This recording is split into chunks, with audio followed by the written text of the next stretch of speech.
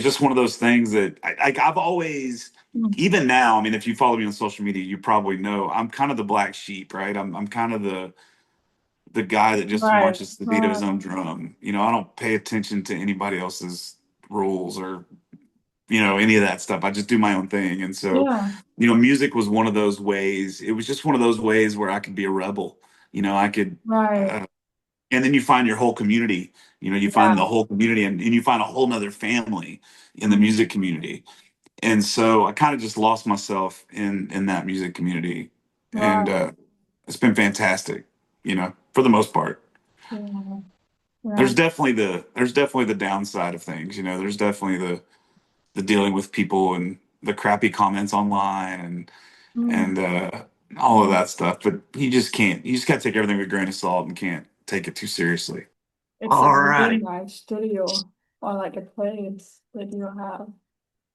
Yeah, it's my home. Uh-huh. That is nice. Those two times. Okay. Thank you, Jeff, um, for coming on the podcast. And hi, nice to meet you. Howdy. How are you doing today? I'm doing great. I'm kind of just chilling, relaxing. Yeah. It's been It's a Sunday. long, huh? It's Sunday. It's time to just chill out. Yeah, that's all right. That's right. How are you? I'm good. I'm great. Just chilling. We got a new puppy yesterday, so we've been playing with the puppy all day today.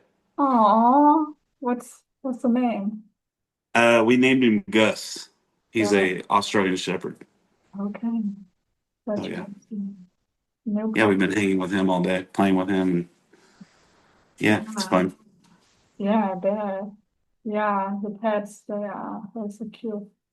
Well, it's been a long time for me, since I have done the podcast. Actually, I've been kind of taking a break, so I'm warming a little bit up. But yeah, let's do that. Let's do it. And I guess the first thing that I'm like gonna ask you is what I usually ask the guests that I have on, which is well, like like an introduction of you. So if you, Jeff, um, could like well, I guess I'm gonna start with saying that I kind of just found you by I don't know how did you find me in the social? Because I saw that you started following me, and then I got pretty excited because I've gotten a lot into the country music and kind of it's just but like my dad has always been that a lot, so that's kind of been showing on my podcast more so lately. Yeah, I don't know. I just scroll through Instagram when I see people doing rap. I don't know. I just follow people, just random folks. Right. Um, just when I see something cool, I'll just follow people. Um, So, you know, that's it. I don't know what. I don't know how. I couldn't even tell you how I stumbled on you. okay, no, No, no. Yeah, that's cool though. And thanks for the follow. of And course. yeah, for the support. Um it's um it's kind of really cool to connect and do this thing that I'm like in Denmark and you're in Texas, right? Or well, I don't know.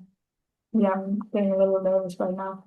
But yeah, you want to start with sharing like your story or sharing like 5 to 10 minutes of like um from you were born to now. Yeah, sure. I was born in a small town. Well, I was born in a town called Humble, Texas, but I was raised in a town called Splendora, Texas, which was a very, very small little, just a small little East Texas town. Mm. Not really known for anything, just kind of just a small little, a few hundred people. Um, I went to the same school from the time I was, you know, from kindergarten all the way to my senior year, whatever. Okay. Um, a lot of the same, grew up with the same folks and just had kind of just a generic, upbringing, but music has always been a part of it from the very get go. I've always been kind of like the center of attention. I've always been the ham, the hey, look at me guy from a very, very early age. Like I mean, a year old, I was that way.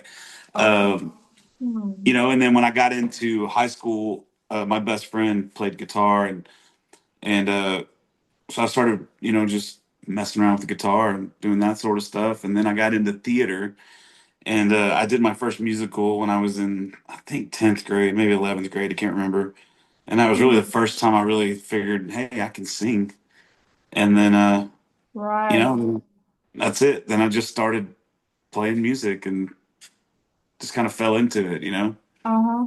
Uh, what what was it like for you to like figure out that you could sing suddenly? Because Well, in high school, yeah. I was the stage manager for a production in high school theater called Into the Woods, which is a musical. And about 2 weeks the before the show went up, the lead in the play, he didn't pass his classes, so he got pulled off because down in here, if you don't pass your classes, then you can't participate in like extracurricular activities. So, Right. uh, so then I got given his role, and I had 2 weeks to learn it. I was kind of the only one, and it's a musical, and I had to sing, and it Mm. worked out great. It was so much fun. Killed it, saved the show really.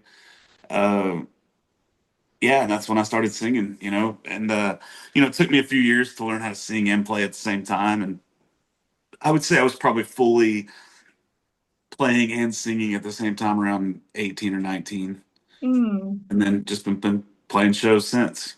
Right. What age did you go to high school at? Uh, 14. 14? I don't remember, 13 or 14. I graduated when I was 18, so Oh, 13 or 14. I can't remember. Um, yeah, I don't know what the difference is over there in Denmark versus here. yeah, I was just thinking about that because I was like, well, I I would think that you then that well the difference is like high school is like oh yeah, how do I explain that? High school is like we call it gymnasium here, but that would be when I'm like um uh 18, 17 at that age. Yeah, So I guess high school would be like what is preschool to us. Does that make sense? yeah, Did I? yeah. Well, we finish around 17 and 18 years old here for public school, and then Yeah, okay. then you go to college or university or whatever you want to call it. Right. I never did that. I just graduated high school and then went straight to work. Okay, yeah. How did that work? I just went to work. I just graduated high school, Okay. and I actually started working we have like a work program in high school, and so Right, every other day one day I would go to school, and the other day I would go to work, right. and it would flip flop every week. So one day I'd work 3 days a week, one day I work 2 days a week, um, and that company just hired me after I graduated high school, and I worked for that company for 10 years, and Mm, then I left in 90 or 2005 or six or so, and that's when I started playing music full time. It's just my only job. So I've been mm. doing it for a long time. 19 years is my only job, 19 years with the music, just music. just music. Okay. So when did you like how does that work when is that you go into did you say 19?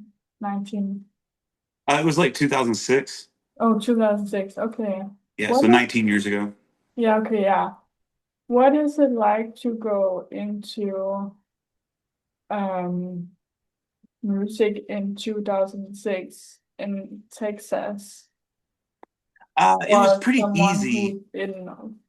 who's in Europe or Denmark? And it's like, is it like the same? If I don't know how much.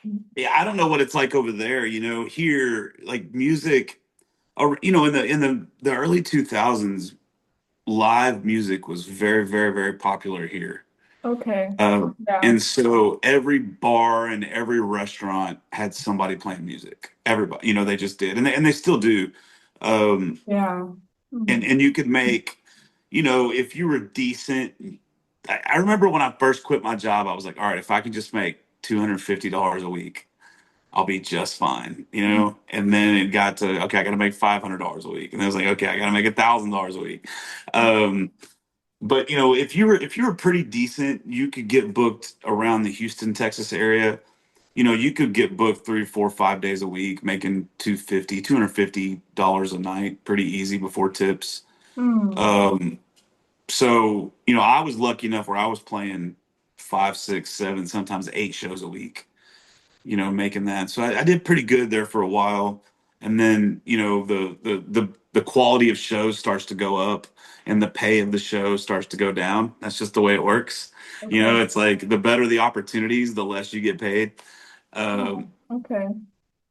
it's just kind of one of those earning your stripes, kind of paying your dues kind of thing.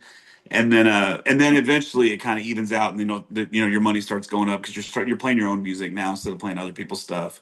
Right. There for a long time I was playing everybody else's songs, and now I predominantly play my own songs Right. and make more money than I did back in those days. So it Right. was pretty easy here just because it's just so readily available. Like everybody has live music. It's everywhere here. Mm.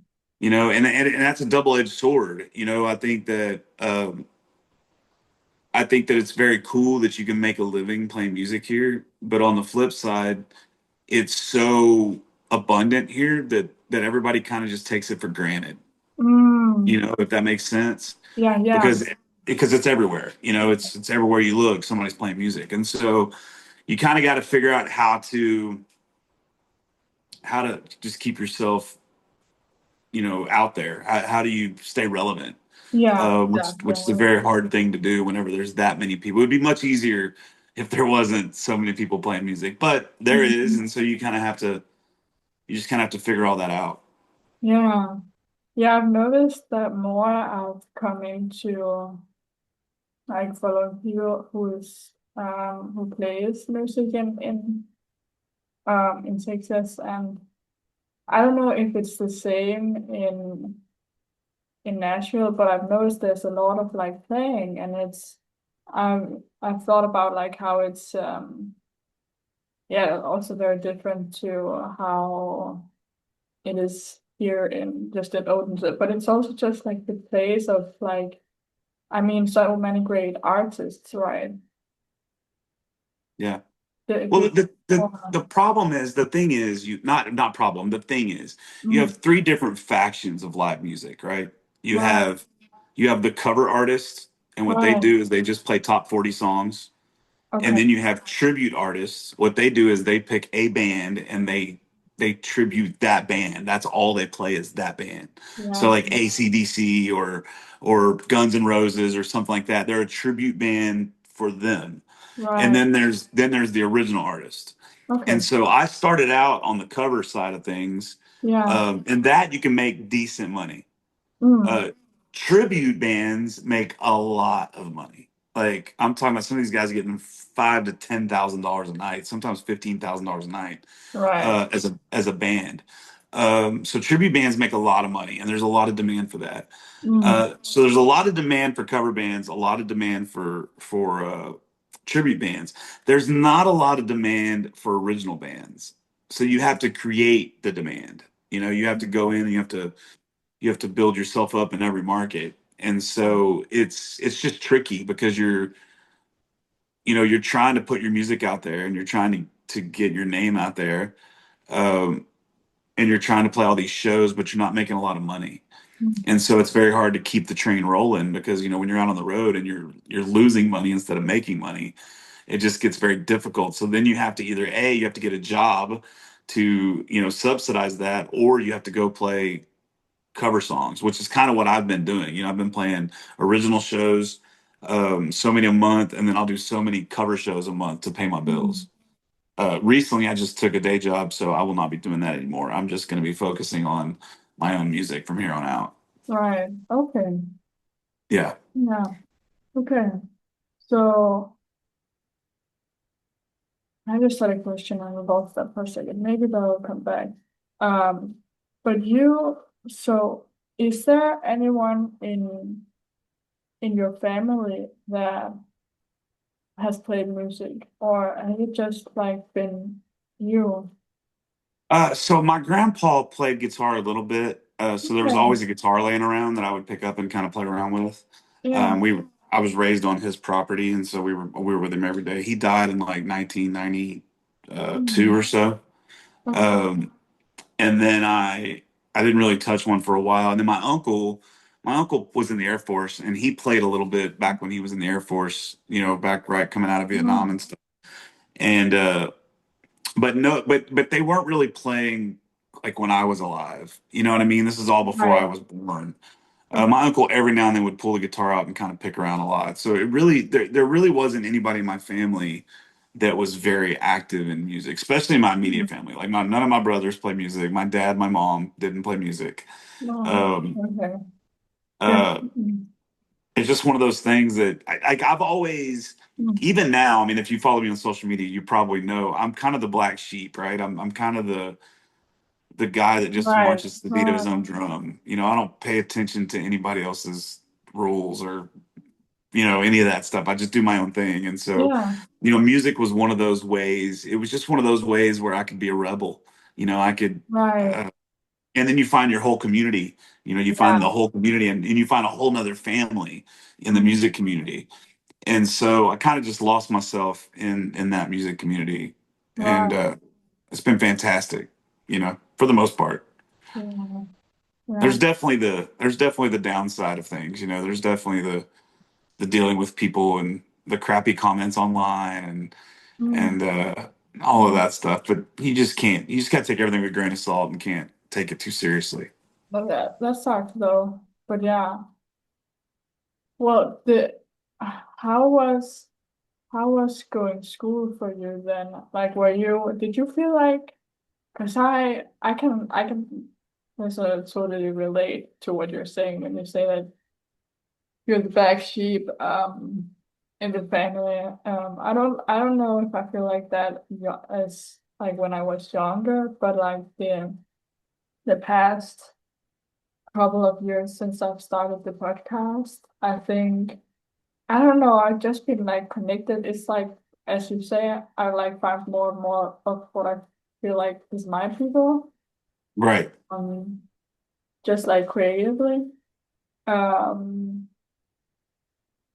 and yeah, is that something that you felt when you like in school or high school or Yeah, I was kind of like involved in a little bit of everything in school. mm, I did not have a great childhood at home. And so um, I tried to stay away from home as much as possible. So I was involved in a lot of stuff in school. right. We have a thing called FFA here where you show animals and you Mm, raise like a pig or a steer or a goat or whatever. So I was highly involved in that. And then theater, I was highly involved in theater. I was in band, so I played saxophone, trombone, and drums in the mm, high school in the marching band.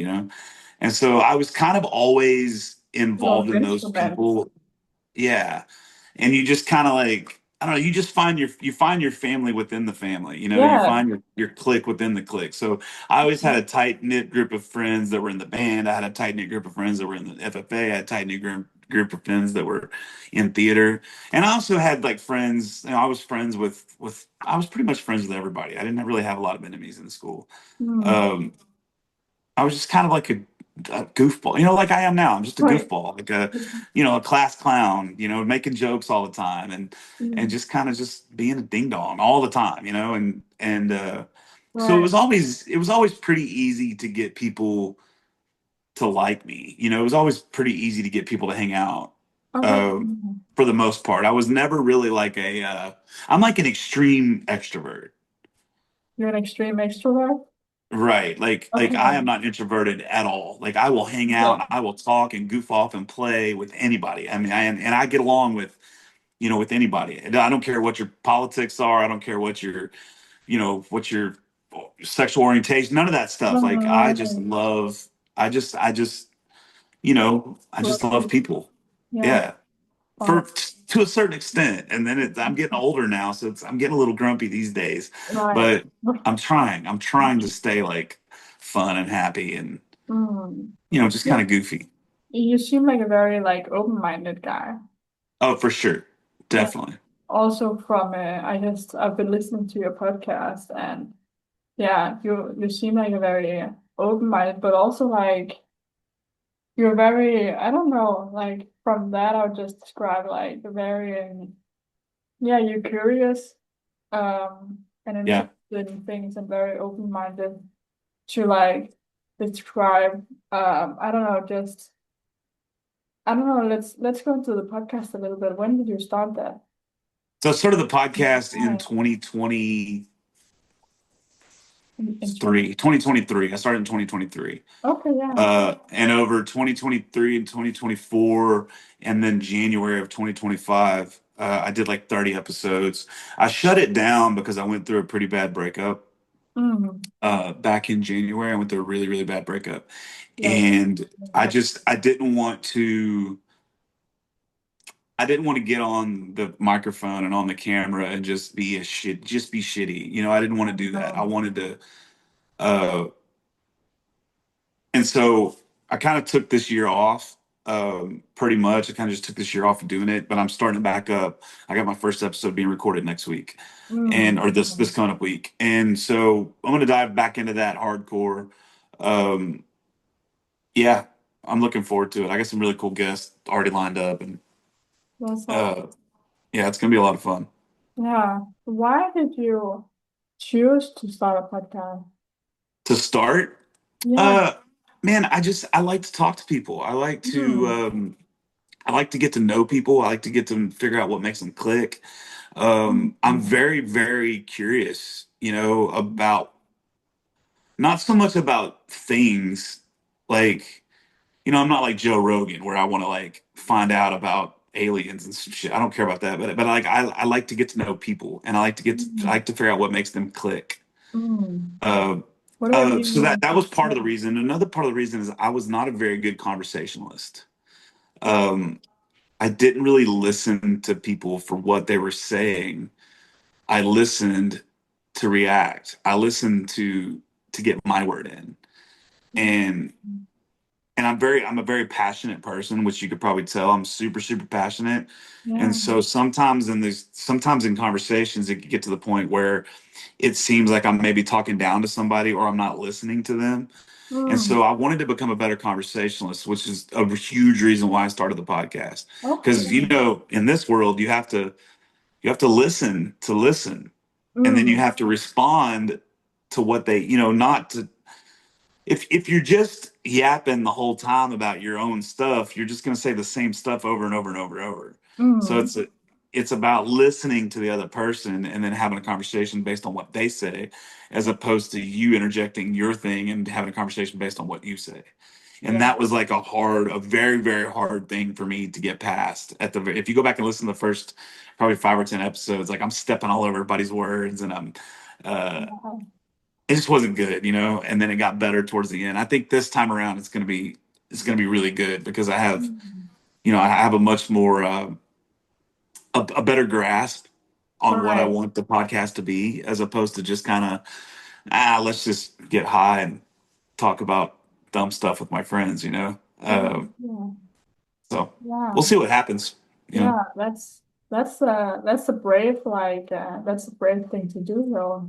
To and like a brave reason to start, I think. Like and being Yeah. honest about that. And it's I think actually that's partly because of like maybe why I started my podcast too, because I'm a really introverted person, and I sometimes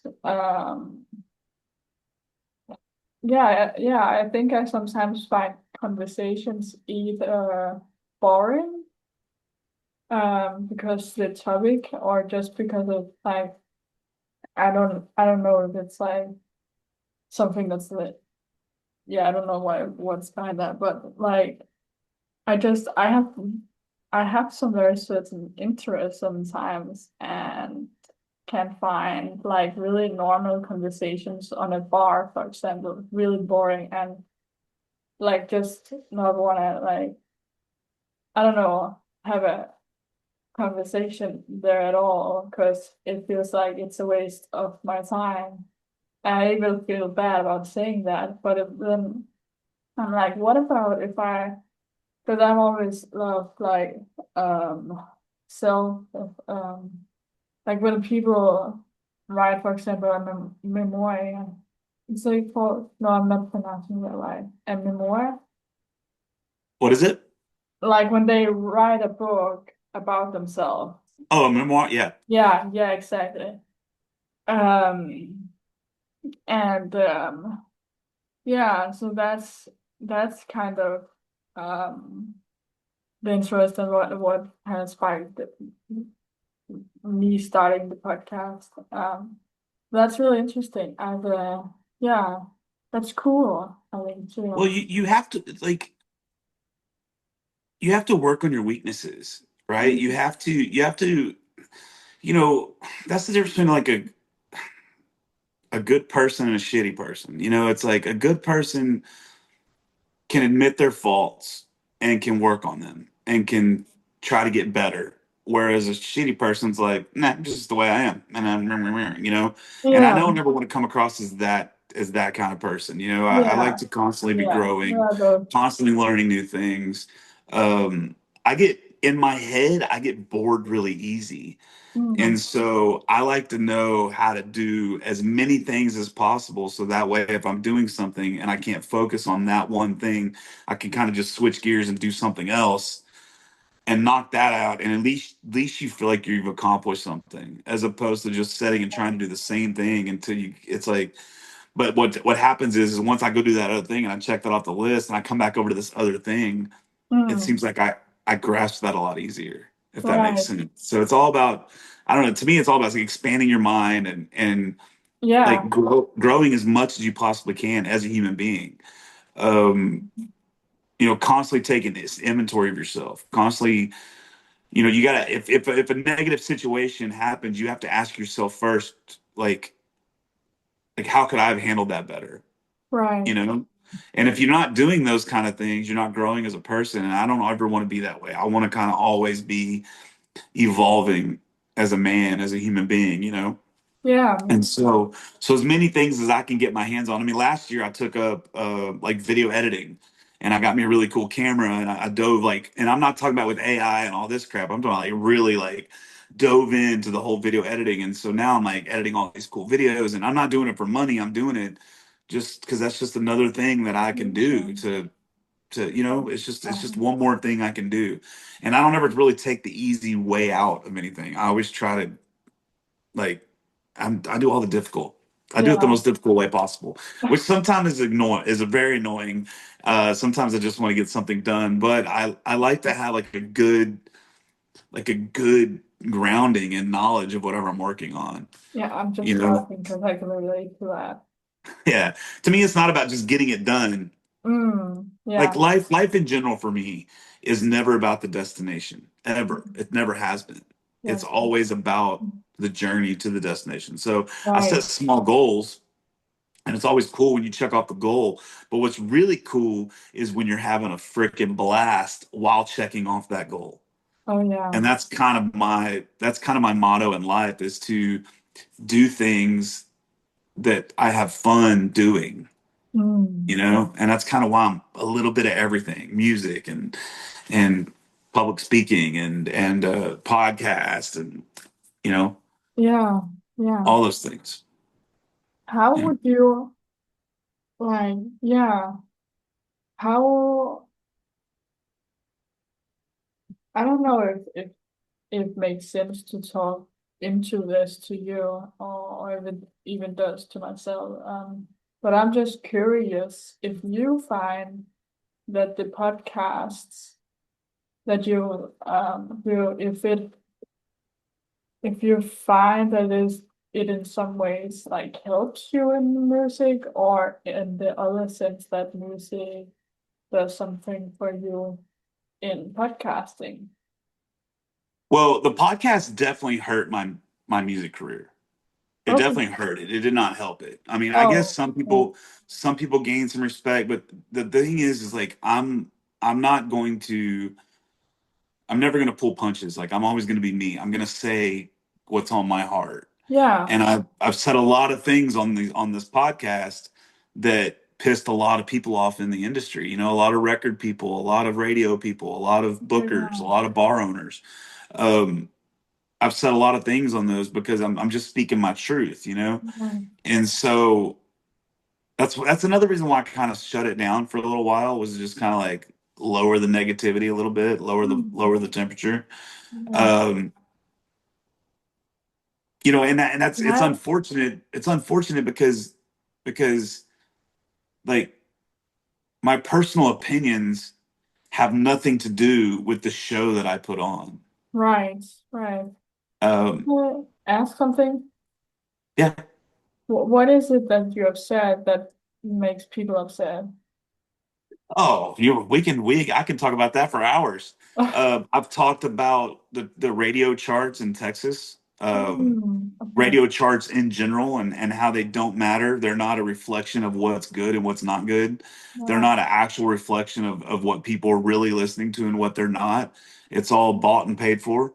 Um, Mm. it's a lot of it is a scam. You know, a lot of it, there's a lot of people getting rich off the backs of musicians, uh, saying that they're going to do all these things and they're going to help build their brand, but but they're not, you Right. know. And so we're paying thousands and thousands of dollars for these people's help, but it's not adding any value to Mm. us. And that's one thing. You know, I've talked a lot about musicians using iPads on stage. That pissed off a lot of people. Um, Yeah. but because I'm like more of a fan of like you're there to perform, you're there to entertain, and you can't Yeah. perform a Yeah. song if you don't know the song. And so that got a lot. Um, you know, when venues kind of screw us over, I would be very, you know, out loud about that. Somebody did get Mm. paid, or and Right. you know, so it kind of seems that I'm hard to work with, but I'm really Right. not. Like, It seems not at like, all. yeah. Just passionate. Yeah. Yeah. Yeah. I didn't know if it was more like political or so. So I was interested to ask, but it seems like, yeah. Yeah, I Um. don't really piss people off politically too much because I don't really get politically very often. Mm. You Yeah. know, I know what my values are. Right. Um, but I don't live in like this. I don't live in like this world where I feel like I have to pick a team. Mm. You know, and over here in America, everybody feels like they have to pick a team. There's only two teams. And to me, like, you know, I have the team that I lean towards, but when Mm. they're doing something that's not cool, I'll call them out, you know? Same thing on the other Right. side, but man, it seems like so many people over here in America are just so brainwashed one way or the other, like one extreme side or the other. Mm. Um, at Yeah. least that's what gets all the attention on social media and on the news. And Yeah. um, Unfortunately. Yeah. when the biggest majority of us are in the center and we lean a little left or lean a little right, Yeah. um, and so it's like it's trying not to engage with all the cuckoos, uh, on either side. Like this is not. I'm not taking a side on. There are cuckoos on both sides. Yeah. Um, and so I just don't. I don't play that. I don't do that. You know. So I'm not going to make comments on things like who's playing the Super Bowl. I don't care who plays the Super Bowl. I'm not going to make that a political thing. You're not a Super Bowl guy. No, I do. I love football. I love, Oh, yeah, yeah. NFL is my favorite sport. I watch every second of the Super Bowl. I Mm. just don't care who plays the, like, I'm not going to Oh, politicize who plays the yeah. halftime show. Yeah, I Like get that. everything over here, I don't know how it is over there, but everything here is so politicized, Yeah, you that's know? And yeah. it's like, and Donald Trump says one word Mm, just off, that guy just yaps. And so he says one word and then everybody takes it and just runs with it, mm, And it's like, we're all guilty of that, right? We're all mm, guilty of saying something just off the cuff that maybe we didn't really mean fully, or maybe we're joking around, or maybe it was kind of sarcastic. We all do it. Every one of us do it. yeah. But yet, when one of these politicians does it, the other side just takes it and runs with it, and it's so disgusting. And Mm, so I just choose not to be a part of that at all. I don't even want to be a part of it. I don't care. You want to politicize stuff, politicize it. I'm not going to. You right. know, when I vote on my values, the what's closest to my values. Yeah, yeah. And that's it. That's the way it should be. Yeah. Yeah. It's really it's interesting to follow everything that's going on. I don't know. I just latest saw the like there's a also I think the Zoom is gonna like turn off in a couple of minutes. So I think I'll just I don't know, maybe how much time do you have? Oh, I'm good for a little bit. I don't even know what time it is. Okay, yeah. Because yeah, Zoom is just gonna close down, so but I only have the free version for Mm, now. But yeah, um yeah, I saw that there's like a march. yeah. Um Oh. but anyway, to go back to the music a little more, I did I did though want to like ask how is everything it's not because I don't want to talk about the political stuff. I'm actually very curious about how also how it's like how is everything like in Texas right now? Because I know Texas is one of the states that's very split or not split, but you're very it's very Trump, right? So Texas is a weird state because we have four major cities in Right. Texas. Texas is huge, right? And so you Yeah. have, Yeah. you have Houston, which is bigger than most countries, which is where I live. We have 7 million people in this area, just in this Mm, city. So mm, you have Houston, you have Dallas, you have San Antonio, and you have Austin. Those are the four biggest cities. They're pretty liberal, right? The yeah. cities are like those counties are pretty liberal counties, meaning they have a Democrat mayor, Democrat. But what about Texas is so big, and there's so many people that live in rural areas that the rural areas kind of carry the voting here, Mm, right? yeah. As opposed to California, where California has three or four major big cities, Right. but that's where the most of their population live. And Right. so, but if you look anywhere, if you go anywhere in the United States, it doesn't matter where you're at. You go anywhere in the United States, the cities are liberal Mm, everywhere.